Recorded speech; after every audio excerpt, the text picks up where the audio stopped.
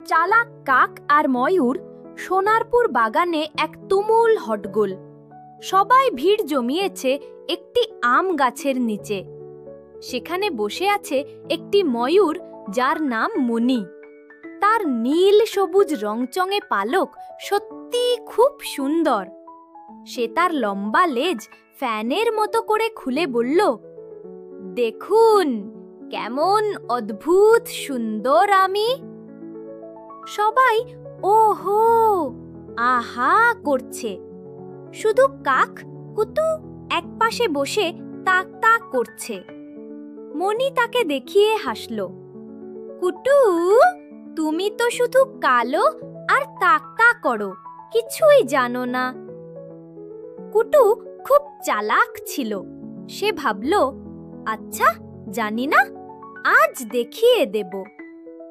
সে উড়ে গিয়ে একটি ঝকঝকে লাল আপেল নিয়ে এলো, যা বাগানের মালি খেতে ভুলে গিয়েছিল।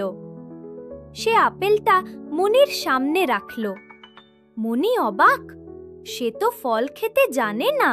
সে তার সুন্দর ঠোঁট দিয়ে আপেলটা ঠোকরালো, কিন্তু একটাও টুকরো কাটতে পারল না।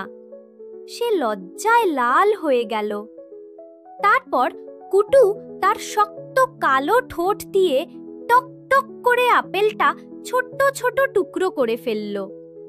সব পাখিরা মিলে মজা করে আপেল খেল।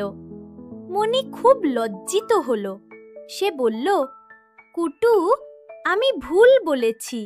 সত্যি সত্যি তুমি খুব চালাক।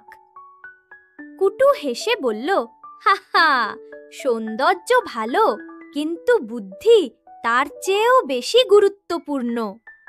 আর এরপর থেকে ফল খেতে শিখে নিও। সবাই হাসতে হাসতে বলল, হ্যাঁ। শিক্ষা: কারো বাহ্যিক রূপ দেখে কখনোই তাকে ছোট করে দেখবে না। বুদ্ধি এবং দক্ষতা সৌন্দর্যের চেয়েও অনেক বড় গুণ।